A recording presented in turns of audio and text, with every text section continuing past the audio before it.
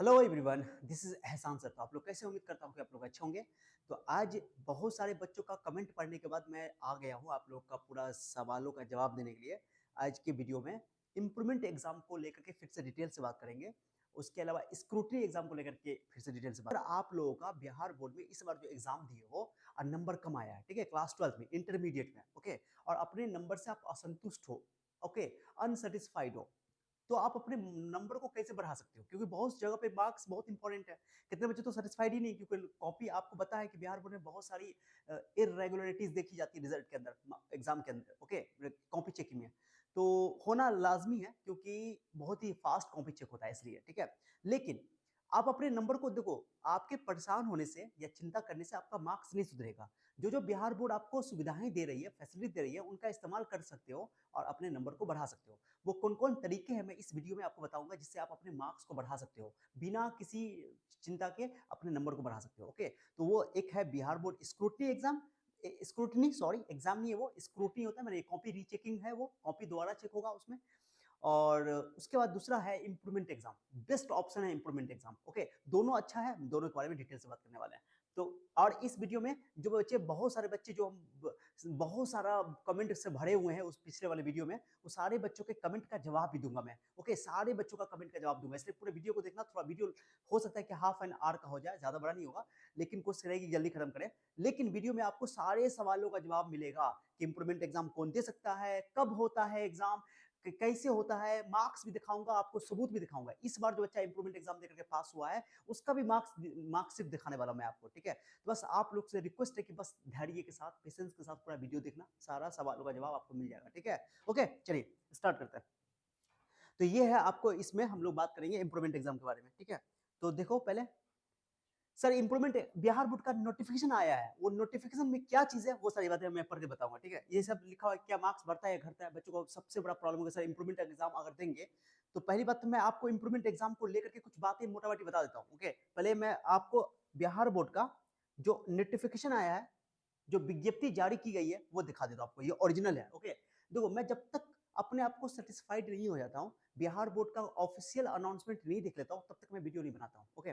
क्योंकि आप लोग हम पर भरोसा करते हो, ट्रस्ट करते हो। अब मैं आपको एवे वीडियो बनाकर दे दूं, कोई गलत जानकारी दे दूं, तो गलत बात होगा, ओके। क्योंकि सही इन्फॉर्मेशन दो, बहुत सारे बच्चे कमेंट करके बोले, व्हाट्सअप करके जरिए बताए, सर आपने हमको सजेशन दिया था पिछले साल कि इंप्रूवमेंट का एग्जाम दे दो, हमने दिया, मेरा नंबर बढ़ गया, सर बहुत खुशी, थैंक यू बोला, ओके। बहुत सारे बच्चे ऐसे हैं, तो खुशी वाली बात है। तो मैं आपको सही जानकारी दूंगा तो मुझे भी खुशी मिलेगी कि आपका फायदा हो रहा है, ठीक है। इसलिए आप लोग सही इन्फॉर्मेशन ही के लिए आप लोग यहाँ पर आते हो, तो सही इन्फॉर्मेशन ही दूंगा। लेकिन वीडियो थोड़ा लेट से हो सकता है, लेट से आ सकता है, ठीक है। उसके लिए मैं पहले चेक करता हूँ, फैक्ट चेक करता हूँ, ऑफिशियल अनाउंस हुआ है कि वो भी देखता हूँ। सारी बात देखने के बाद मैं आपको बताता हूँ, ठीक है। चलो आ जाओ। तो ये बिहार बोर्ड का स्पेशल एग्जाम को लेकर के ये नोटिफिकेशन है, ठीक है। तो पहले मैं आपको बता देता हूँ बिहार बोर्ड का इंप्रूवमेंट एग्जाम के बारे में, कैसे एग्जाम दोगे।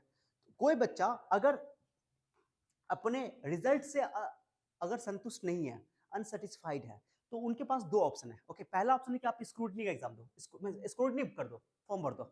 स्क्रूटनी एक सब्जेक्ट के लिए भी कर सकते हो और एक से ज्यादा सब्जेक्ट के लिए भी कर सकते हो, जिसमें भी तुमको नंबर, इसमें कोई नुकसान नहीं है। 120 रुपया लगता है एक सब्जेक्ट का, ठीक है। हाँ, ये कि स्क्रूटनी के अंदर मैं अभी इसका नोटिफिकेशन आपको मैं पढ़ के सुनाऊंगा, ओके। स्क्रूटनी के अंदर अगर आपका नंबर कम हुआ, क्यों, कॉपी चेक नहीं होता, बस रीटोटल करता है, टोटल करता है, लेकिन फिर भी नंबर बढ़ जाता है। अक्सर देखा गया कि या तो नहीं बढ़ता है, या तो बढ़ता है तो 4-5 नंबर बढ़ा देता है। किसी का मान लो कि 290 नंबर है, 95 नंबर है, 96 नंबर है, मेरे हिसाब से उसको स्क्रूटनी में दिलवा देना चाहिए। और किसी को एकदम कॉन्फिडेंट है, सर मेरा नंबर बढ़ना चाहिए, मान लो किसी का 360 नंबर है और उसको 75% क्राइटेरिया जेई के लिए फुलफिल करवाना है, तो स्क्रूटनी में डाल दो, 5 सब्जेक्ट का डाल दो, ओके। अपने मोबाइल से ही तुम स्क्रूटनी में डाल सकते हो, ओके। स्क्रूटनी के लिए अपना बिहार बोर्ड का जो वेबसाइट मैं बताने वाला हूँ, उस पर जाओ और आप अपना मोबाइल से ही अपने सब्जेक्ट का स्क्रूटनी कर सकते हो। उसका रिजल्ट बहुत जल्दी दे देगा, ठीक है। और स्पेशल एग्जाम और कंपार्टमेंटल एग्जाम कौन देगा, उसके बारे में बात भी करेंगे, ठीक है। तो ये हो गया आपका स्क्रूटनी का, ओके। कोई बच्चा अगर एग्जाम में फेल हो गया है, तो अगर एक सब्जेक्ट में फेल है तो कंपार्टमेंटल एग्जाम दे दे। कितना बच्चों को डाउट रहता है, सर कि कंपार्टमेंटल का जो सर्टिफिकेट आता है, स्क्रूटनी का जो रिजल्ट होकर बनकर आएगा वो सर्टिफिकेट, और सर इंप्रूवमेंट वाला जो सर्टिफिकेट आता है, क्या उसमें चेंज होता है? नो चेंज होता है। बच्चे को सबसे बड़ा डर ये होता है कि सर कंपार्टमेंटल में तो सर उसका वैल्यू तो घट जाता होगा, उसका सर्टिफिकेट का वैल्यू घट जाता होगा। नहीं, बिल्कुल नहीं। जो बच्चे अभी पास किए हैं आप लोग के साथ, उनका सर्टिफिकेट जैसा आएगा, आपका भी सर्टिफिकेट वैसा ही आएगा। सर्टिफिकेट में कोई अंतर नहीं है, उसकी वैलिडिटी में कोई अंतर नहीं है, उसकी वैल्यू में कोई अंतर नहीं है। सेम वैल्यू हर जगह, वैलिड हर जगह, सब कुछ, ओके। तो इसलिए आपको चिंता करने की जरूरत नहीं है।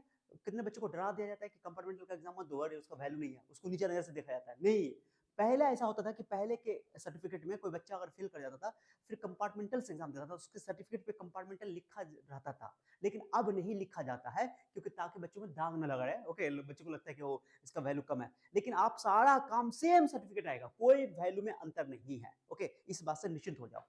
उसके बाद तो स्क्रूटनी में डलवा लो, हम तो कहेंगे स्क्रूटनी डलवा लो। कोई बच्चा मान लो कि कंपार्टमेंटल फेल हो गया एक सब्जेक्ट में या दो सब्जेक्ट में, कंपार्टमेंटल दो ही सब्जेक्ट के लिए मैक्सिमम कर सकते हो। अगर वो बच्चा दो से ज्यादा सब्जेक्ट में फेल है तो अगले साल फिर से दोबारा एग्जाम देगा एक्स कैटेगरी में। ओके, एक्स स्टूडेंट बन करके वो अपने स्कूल से या जहां भी आपका नाम था कॉलेज में या स्कूल में, वहां से आप एडमिशन कर लेना। ठीक है, दोबारा एडमिशन करना पड़ेगा उसको, आपको और कुछ नहीं है, एडमिशन कर रहे हैं, फॉर्म भरना पड़ेगा आपको। एडमिशन का चक्कर नहीं है आपको, ये सेंटअप एग्जाम वगैरह नहीं देना है, बस आपको दोबारा जो है फॉर्म भरना पड़ेगा जब फॉर्म का डेट आएगा तो। ठीक है, तो तो ये बात बता दिया कि स्क्रूटनी करवा लो, मेरे हिसाब से कंपार्टमेंटल का भी फॉर्म भर दो। तो जो बच्चा फेल है वो कंपार्टमेंटल के लिए भी फॉर्म भर दो, स्क्रूटनी के लिए भी भर दो, दोनों के लिए भर दो। हाँ, ये एक बिहार बोर्ड ने ये बात तय क्लियर कर दिया है कि अगर कोई बच्चा दो सब्जेक्ट में फेल है अधिकतम, या एक ही सब्जेक्ट में फेल है या दो सब्जेक्ट में फेल है, तो वही कंपार्टमेंटल फॉर्म भर सकता है। ठीक है, कंपार्टमेंटल फॉर्म भरोगे और स्क्रूटनी भी करवा लोगे, स्क्रूटनी में आपका नंबर बढ़ गया और आप उससे पास कर गए, उस सब्जेक्ट में पास कर गए जिसके लिए तुम फॉर्म स्क्रूटनी करवाए हो, और तुमने उसमें पास कर लिया, अब तुम्हारा ओवरऑल रिजल्ट पास हो गया, तो फिर कंपार्टमेंटल के मार्क्स का कोई वैल्यू नहीं रहेगा। कोई बच्चा होता है ना कि दोनों चीज देता है, हम तो कहेंगे दोनों चीज दे दो। तो कोई बच्चा दो सब्जेक्ट में फेल है या एक ही सब्जेक्ट में फेल है, तो स्क्रूटनी भी करवा लो उसका, कंपार्टमेंटल भी दे दो। लेकिन कोई बच्चा का स्क्रूटनी दोनों दे दिया, वो स्क्रूटनी में वो पास ऐसे नंबर बढ़ गया उसका और वो पास हो गया, तो उसको पास ही को सब्जेक्ट माना जाएगा, स्क्रूटनी वाला ही रिजल्ट माना जाएगा, कंपार्टमेंटल वाला रिजल्ट नहीं माना जाएगा उसका, टेंशन नहीं है। तो अच्छी बात है। ओके, तो दोनों करवा लो, थोड़ा सा पैसा लगेगा, 120 रुपया 130 रुपया जो भी है करवा दें। ठीक है, उसके बाद सर तो आपने कंपार्टमेंटल का बता दिया, स्कूटी का बता दिया। ओके, डेट भाई अभी 1 से भरा रहा है, 1 तारीख से 8 तक चलेगा। अपने स्कूल में जाओ, कॉलेज में जाओ, फॉर्म भरा जाएगा। हाँ, स्कूल और कॉलेज के अलावा कंपार्टमेंटल का एग्जाम का फॉर्म और इम्प्रूवमेंट स्पेशल एग्जाम, जो अभी इम्प्रूवमेंट जिसको हम लोग बोल रहे हैं वो भी बताने वाला हूँ। स्पेशल एग्जाम का जो फॉर्म है, ये आप अपने कॉलेज या स्कूल से ही भरोगे जहां से आप पिछले बार फॉर्म भर के आए हो, और कहीं मत जाना, कोई सावर कैप पे मत जाना, कहते बच्चा सावर कैप पे चला जाता है, नहीं जाना। ठीक है, हाँ, स्क्रूटनी आप अपने मोबाइल से भी कर सकते हो, सीधी सी बात हो, कैसे भी कर सकते हो, कोई दिक्कत नहीं। ठीक है, चलिए आइए।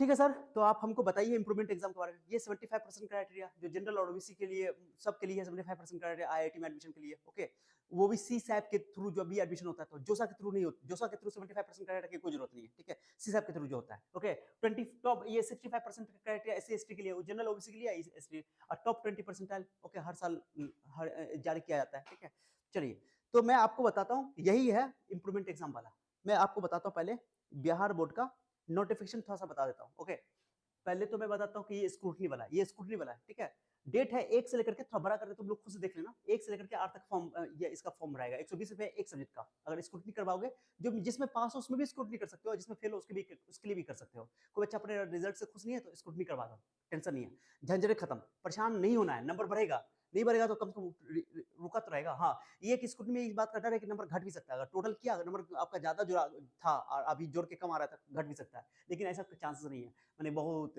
आपका बहुत किस्मत खराब होगा, बहुत किस्मत खराब होगा, लाखों में ऐसा होता है। ठीक है, तो घट जाता है, हमेशा नंबर बढ़ता है या सेम रहता है। ठीक है, तो यहाँ पे लिख दिया, देखो तरीका क्या है, वो तरीका यहाँ बता दिया गया। ओके गाइस, जो 25 तारीख को आपका रिजल्ट आया था बिहार बोर्ड का 12th क्लास का, इंटरमीडिएट का, उसी के लिए, इंटरमीडिएट के लिए पूरा बात। ओके, यहाँ पर लिख दिया गया है कि समिति नियमावली में वर्णित प्रावधान के अंतर्गत स्क्रूटनी निम्नांकित बिंदु पर आधारित होगी।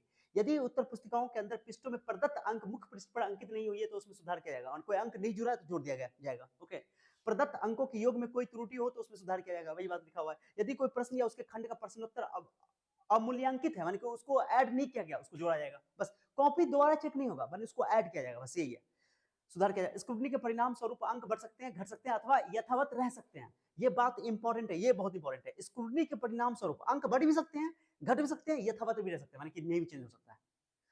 इंप्रूवमेंट एग्जाम देते तो हमेशा बढ़ता ही है या सेम रहता है, घटता कभी नहीं है, लेकिन इसमें स्क्रूटनी में आपका घट भी सकता है। ओके भाई, मैंने बोला बहुत कम चांस है कि घटने का, लेकिन बढ़ ही जाता है अक्सर या सेम रहता है। ओके, उसके बाद ये लिखा हुआ है कि हाँ चलिए, ये हो गया, ये स्क्रूटनी वाला बता दिया मैंने। ओके, 1 तारीख से स्टार्ट हो गया है। स्क्रूटनी सब करवा लो, सब करवा लो, जिसको भी डाउट है। जो बच्चा इंप्रूवमेंट का एग्जाम दिया था पिछली बार 24 में, पास किया था, इंप्रूवमेंट इस बार दिया, उसके पास कोई ऑप्शन नहीं है, कोई ऑप्शन नहीं है। उसको क्या करना है कि स्क्रूटनी का ही फॉर्म भर दो, स्क्रूटनी का भर दो, कहीं उसमें बढ़ जाए, सीधी सी बात है, और कोई ऑप्शन नहीं है आपके पास। ठीक है, पास करके फिर भी। अब चलते सर, ये है आपका विशेष परीक्षा जिसको स्पेशल एग्जाम कहा गया है।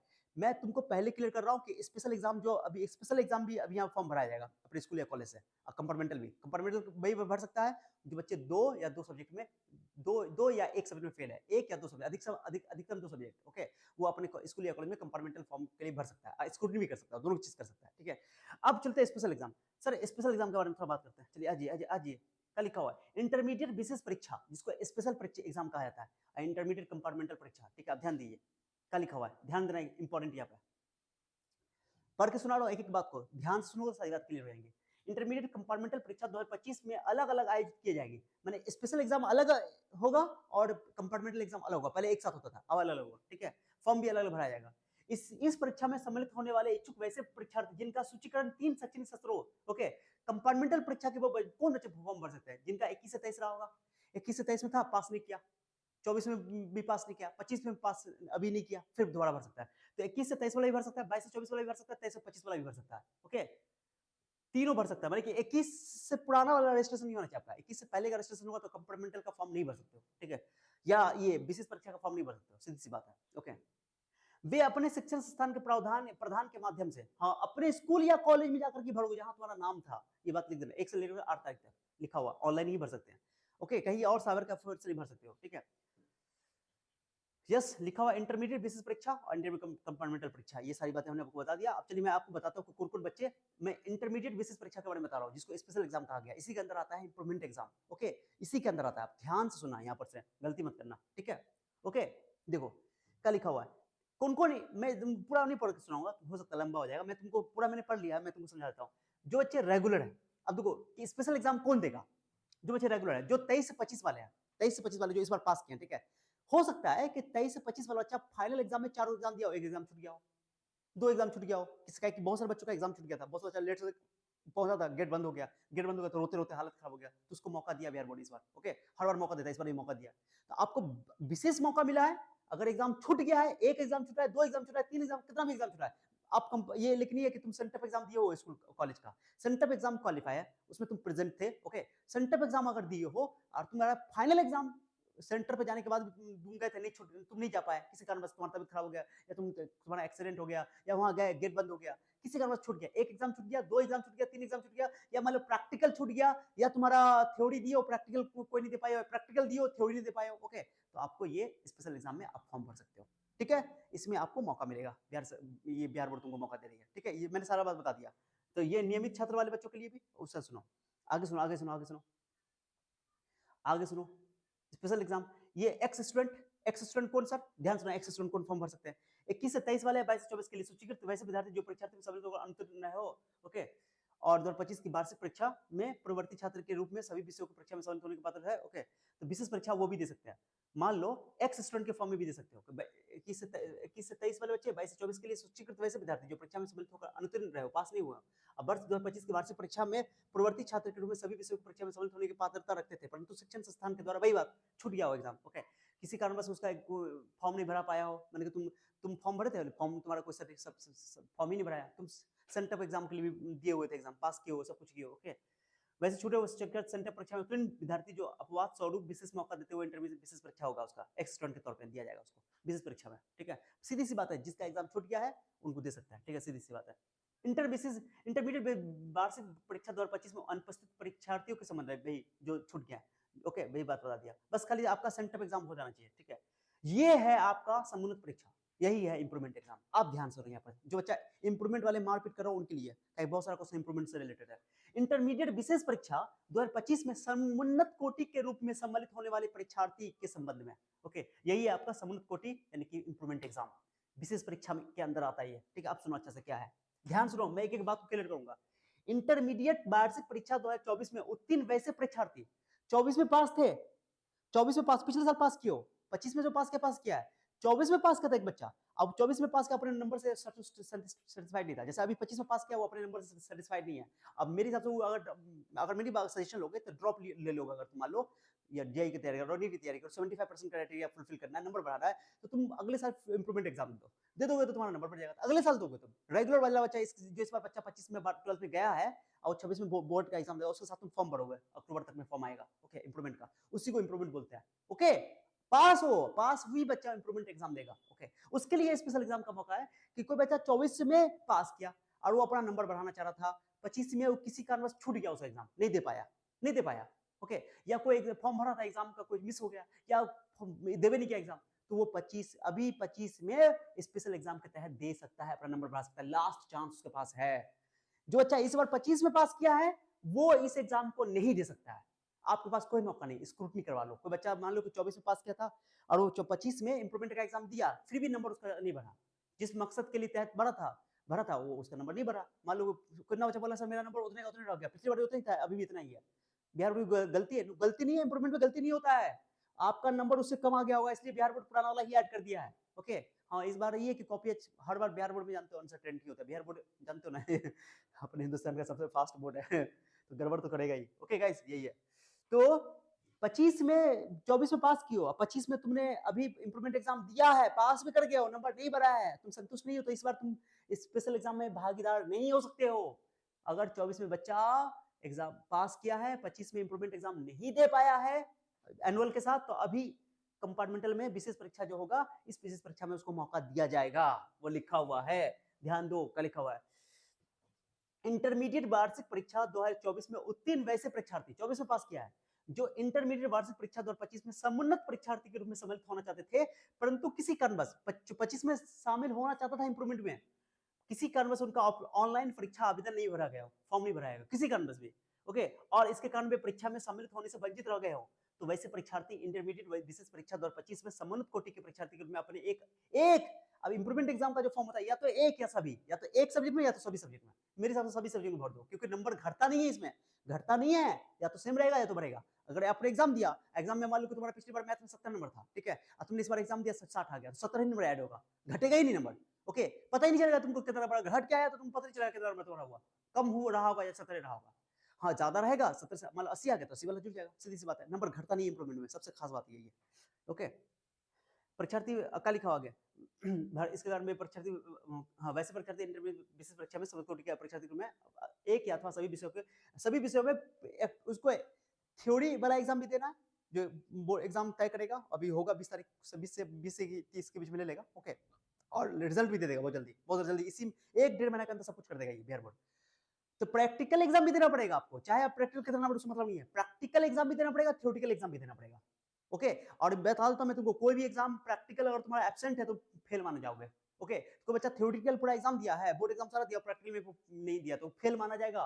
ओके, क्यों प्रैक्टिकल में पास करना एकदम लाजमी है, 40% लाना जरूरी है प्रैक्टिकल के एग्जाम में, तभी तुम पास माने जाओगे, ठीक है, नहीं तो अगर तुम एब्सेंट हो प्रैक्टिकल में तो फेल माने जाओगे, फिर तुमको दोबारा कंपार्टमेंटल का फॉर्म या दोबारा तुम अगले साल एग्जाम दो, समझो बात को। अब एक बार इंप्रूवमेंट एग्जाम दिया, कोचा का प्रैक्टिकल पिछली बार 29 था, इस बार तुमको थ्योरी वाला भी एग्जाम देना पड़ेगा, प्रैक्टिकल भी देना पड़ेगा, जिसमें प्रैक्टिकल है, प्रैक्टिकल दिए, अब तुम्हारा नंबर पिछली बार 29 था, इस बार तुमको 27 मिला, तो यही वाला जुड़ेगा 27 वाला, लेकिन आपको बच्चा बोला सर आप तो बोले कि बढ़ भी करता है, यार प्रैक्टिकल थ्योरेटिकल दोनों नंबर मिला करके अगर नंबर जोड़ करके आपका पिछली बार से कम आ रहा है तो पुराना वाला ऐड हो जाएगा, और ज्यादा आ रहा है ये वाला ऐड हो जाएगा। ओके, लेकिन प्रैक्टिकल इस बार का आपका जुड़ेगा, ये बात समझो। ओके, इंपॉर्टेंट है, बता दिया है, आप चिक चिक के बता दिया, समझा दिया क्लियर, फिर दोबारा नहीं मुंह उठा के आ जाना, वीडियो इसलिए कहते हैं वीडियो पूरा देखा करो, ठीक है, लिखा हुआ है, जिसमें वे उत्तीर्ण है उसकी परीक्षा में सम्मिलित होने तो अपने शिक्षण संस्थान के माध्यम से ऑनलाइन परीक्षा आवेदन भर सकते हैं, अपने कॉलेज या स्कूल में। अब कितना बच्चा का डाउट हो सर कि मेरे स्कूल का तो सर एप्लीकेशन खत्म हो गया, कॉलेज हो गया है, तो यार तो अपने स्कूल में जाओ, अभी भी टाइमिंग है, अपने स्कूल में जा करके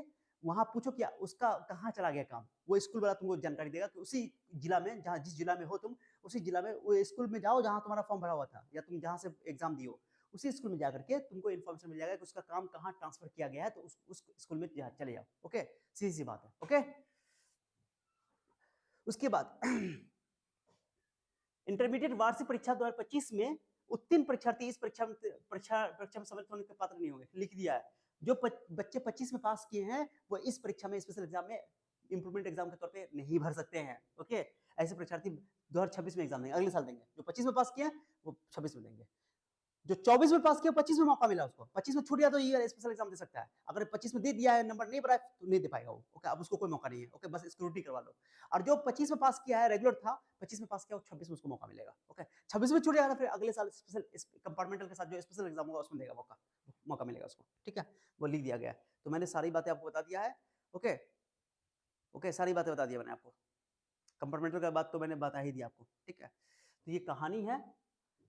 मेरे हिसाब से आपको ये बात समझ में आ गया होगा जो बात मैंने बताया, ओके। इंप्रूवमेंट एग्जाम को लेकर के, ठीक है। तो भाई जो समन कोटी वाला मैंने बताया, ये बता दिया आपको, ठीक है। 26 वाले बच्चे जो 25 में पास किए हैं वो इस बार स्पेशल एग्जाम में नहीं दे पाएंगे इंप्रूवमेंट एग्जाम, ठीक है। बता दिया आपको। बस आपके पास एक ही उपाय है, स्क्रूटनी एग्जाम देने। बच्चा है जिसका 2024 के एग्जाम में नंबर कितना था, दिखा देता हूं मैं तुमको। 291 नहीं दिख रहा होगा, शायद दिख रहा हो तो जूम करके देख लेना। 291 है, ओके। फिजिक्स में उसका 49 था, केमिस्ट्री में 49 था और मैथमेटिक्स में 56 था, ओके। और हिंदी में इसका, इंग्लिश में 68 है, 69 टोटल इसका 291 था, 291 था। जेई का तैयारी, शायद जेई का तैयारी कर रहा था, ओके। नंबर कम है या फर्स्ट डिवीजन करना था इसको, तो इस बार इसको मैंने पिछली बार सजेशन दिया कि जब तुम इंप्रूवमेंट का एग्जाम दे दिया, 25 में दे दिया। 25 में फॉर्म भरा। अब देखो जिसमें ये हैशटैग लगा हुआ, हैशटैग का मतलब नंबर बढ़ गया उसका, ठीक है, नंबर बढ़ा। तो देखो अब पहले था इसका फिजिक्स में 49, अब हो गया 75 डी। इस बार एग्जाम दिया 75, तो टोटल मार्क्स इसका 335 आया, फर्स्ट डिवीजन हो गया, 2 नंबर बढ़ गया, कभी घटता नहीं नंबर। तो इंग्लिश में उसका पिछली बार 68 था, अभी भी 68 है। इसका ये मतलब है कि 68 है, सब सब्जेक्ट का एग्जाम दिया वो सब, या तो इंप्रूवमेंट एग्जाम या तो एक सब्जेक्ट का होता है या 5 सब्जेक्ट का होता है, ओके। 2 सब्जेक्ट का नहीं, एक या 5 सब्जेक्ट का, ऑल सब्जेक्ट का। बच्चा ऑल सब्जेक्ट का भर देता है जनरली, क्योंकि उसमें दिक्कत नहीं है। अगर के बच्चे को समय बचाना है तो एक सब्जेक्ट का भी भरता है, लेकिन एक या ऑल, ठीक है। तो 75 इसका, तो 68 है, यानी कि वो इंग्लिश में या तो कम लाया होगा या इसके बराबर लाया होगा, इसलिए पुराना वाला ऐड हो गया। घटता नहीं नंबर। हिंदी में 69 है तो हिंदी में 69 है, घटा उसका कम आया होगा नंबर इस बार, इसलिए इतना ही नंबर आ गया। बाकी सब में 3 ठो में हैशटैग लगा हुआ है। फिजिक्स में उसका 75 हो गया, केमिस्ट्री का उसका 62 हो गया, मैथमेटिक्स में पहले 56 था, वो 61 हो गया, डी लगा हुआ है, ओके। सब में हैशटैग हैशटैग हैशटैग, मतलब कि नंबर बढ़ गया है, ओके।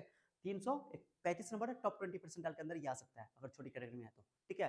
तो जो आराम से, कोई दिक्कत नहीं, नंबर बढ़ गया। तो इसका जो कितना नंबर बढ़ा, 91 से 35 चला गया, 35 और 6, 35 और 9, 44 नंबर बढ़ गया इसका। 35 9 44 नंबर बढ़ गया। सोच रहा हो तो बढ़ाया मैं बच्चा, बिना मेहनत के, कोई मेहनत नहीं किया होगा, लास्ट में पढ़ा हुआ हो गया। और जो बच्चा जेई का तैयारी कर रहा है तो फिजिक्स केमिस्ट्री मैथ पढ़ता ही है, नीट वाला फिजिक्स केमिस्ट्री बायोलॉजी का पढ़ता ही है, तो उसको नंबर तो ऐसे ही बढ़ जाता है। तो जो बच्चे ड्रॉपर होते हैं, हम तो कहते दोबारा एग्जाम दे दो। कितना बच्चा कहता सर हम सर 1 साल बर्बाद हो जाएगा, सेशन चेंज होगा। दो पहली बात तो इंप्रूवमेंट एग्जाम दोगे तो सेशन चेंज होगा, पहले इसका पासिंग ईयर 24 था, 25 हो जाएगा। अब इसका पहले था 22 से 24, इसका सेशन अब 22 से 25 हो जाएगा। कोई टेंशन नहीं यार, क्या दिक्कत है। अब जो बच्चा, ये बच्चा जेई का फॉर्म भरेगा तो ये बच्चा पासिंग ईयर लिखेगा 25, ओके, 25 लिखेगा ये, ओके, 25 लिखेगा ये, फॉर्म भरेगा तो 25 में ये पास किया। अब मैंने उसका नया रिजल्ट आएगा, ओके। पुराना रिजल्ट से तुम्हारा कोई काम नहीं, अभी इस रिजल्ट से कोई बच्चा बोल सकता है पॉलिटेक्निक का फॉर्म भर सकते हैं। और पॉलिटेक्निक 12th क्लास पे तो क्यों नहीं भरोगे यार, आराम से भर सकते हो। ऑब्वियसली तुम इंप्रूवमेंट एग्जाम दे सकते हो, क्या नहीं दे सकते हो। इसका इस्तेमाल कर सकते हो पॉलिटेक्निक के अंदर, सीधी सी बात है, ठीक है। कोई भी एग्जाम के अंदर इस्तेमाल कर सकते हो, इसी का इस्तेमाल करना। आप तुम्हारा ये नया सब कुछ बनकर आएगा तुम्हारा। 3 साल का हो गया, आगे बच्चा ग्रेजुएशन के बाद कितना साल बैठा रहता है यार, जिंदगी भर इसका नंबर तो बढ़ गया, अभी हमेशा ये रिजल्ट दिखाएगा। कितनी अच्छी बात है कि फर्स्ट डिवीजन दिखा रहा है, इसके पास ऑप्शन था। अब बच्चा परेशान रहता है, रोता रहता है, सर इस बार ये हो गया वो हो गया, रोता रहता है, रोने से तुम्हारा ठीक नहीं होगा। इस्तेमाल करो फैसिलिटी का, सबसे इंपॉर्टेंट ये है, ओके। सेशन चेंज हो जाएगा बाबू, सेशन चेंज हो जाएगा, पासिंग ईयर आप ये वाला होगा इसका, ठीक है। इसके हिसाब से काम करना है आपको। बच्चा पुराने वाले हिसाब से काम कर लेगा फिर इसका कोई मतलब नहीं है, ओके। इसलिए यही वाला हिसाब से काम करना है। ग्रेजुएशन में एडमिशन लेना है तो इसके हिसाब से इस साल लेना है, क्योंकि उसका 3 साल का इंटर हो गया। अब अगर पिछली बार वो ग्रेजुएशन में एडमिशन ले लिया होगा तो उसका कोई मतलब नहीं है, क्योंकि ग्रेजुएशन में एडमिशन लेने का मतलब इसके हिसाब से वो कर लिया होगा और उसको अभी इसके हिसाब से करना है। तो अब इस बार एडमिशन लो, ठीक है, बता दिया सारा चीज क्लियर, ओके। चलिए एक और बच्चे का मैं दिखाता हूँ, 296 था और उसका देखो उसका आया कितना नंबर सर, 333, लो बढ़ा। और दिखाता हूँ एक बच्चे का, देखो 356 था, इसको 75% क्राइटेरिया करना था।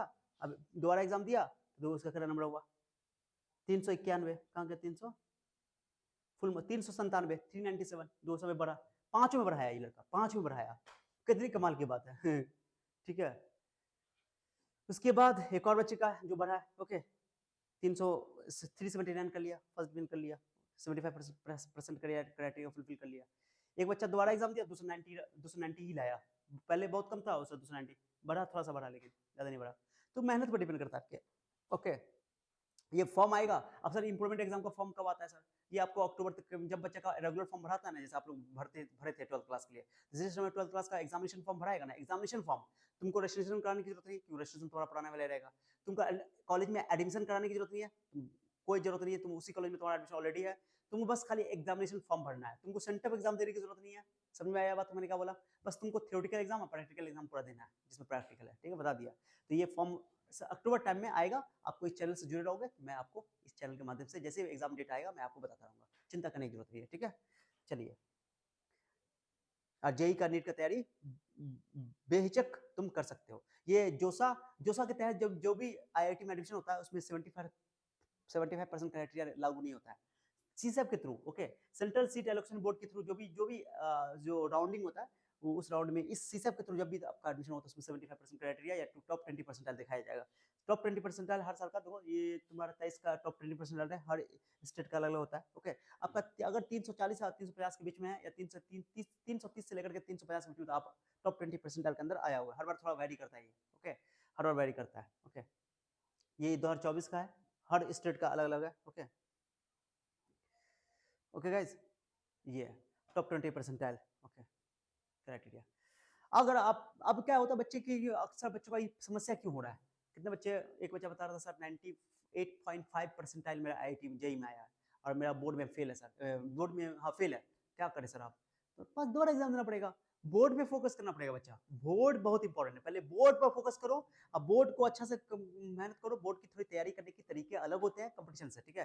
थ्योरी पे फोकस करो, सब्जेक्टिव लिखने का प्रैक्टिस करो, बस खाली 11 से ही कंपटीशन में मत ले जाओ। बहुत बच्चा रो रहा है बैठ करके, बहुत से बच्चे जेई में क्वालिफाई हैं, जेई अच्छा कर लिया है, बोर्ड में फेल है, उनकी वजह से 75% क्राइटेरिया नहीं हो पाता, उनका सपना का सपना धरा का धरा रह जाता है जेई, ओके, आईआईटी एग्जाम सब, कॉलेज सब। तो इसलिए मेरे हिसाब से प्लीज आप लोग पहले बोर्ड को सही कर लो। हाँ, अगर कोई बच्चा ड्रॉपर हो तो ड्रॉपर बच्चे जेई की पढ़ाई करते रहो, लास्ट में 1 महीना 2 महीना तुम अपना प्रैक्टिस कर लेना, देख लेना कि कैसे कैसे तुमको वही चीज पढ़ना है, बस खाली थ्योरी चीज सब देख लो कैसे लिखा जाता है, सब्जेक्टिव में क्वेश्चन कैसे आंसर कैसे लिखते हैं, तो वो सब हम लोग आपको बताएंगे। अपने चैनल से जुड़े रहो, आपको क्रैश कोर्स भी मिल जाएगा इस चैनल पे फ्री ऑफ कॉस्ट, और लास्ट में हम लोग फिर क्रैश कोर्स बनाएंगे तो आप देखोगे सर सब्जेक्टिव कैसे सॉल्व करते हैं, बताते कैसे। अब बोर्ड एग्जाम से रिलेटेड क्वेश्चन पढ़ लेना बहुत ईजी होता है, थोड़ा सा ध्यान दे दोगे, उसमें डिटेल पढ़ने की जरूरत नहीं है, आपका जेई पूरा पढ़ा हुआ, आपका कंसेप्ट क्लियर है, बस आपको लिखने का तरीका सीखना है, ठीक है, वो हम आप लोग को सपोर्ट कर देंगे। ओके, और इसके रिगार्डिंग आपको कोई डाउट होगा तो आप मुझे कमेंट करके जरिए पूछ लेना, ठीक है। तो ये मैंने आपको बता दिया। अब चलो फाइनली अब हम लोग आपको बता देता हूँ कि सर सब बच्चों का पिछले वाला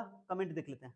ओके देखो कमेंट, इस वीडियो पर कमेंट में दिखाता हूँ, बहुत सारा जो 92 कमेंट है, देखो अब मैं कमेंट आपको पढ़ के सुनाऊंगा, थोड़ा ध्यान से आप लोग देखना, थोड़ा आप लोग जूम करके देख सकते हो।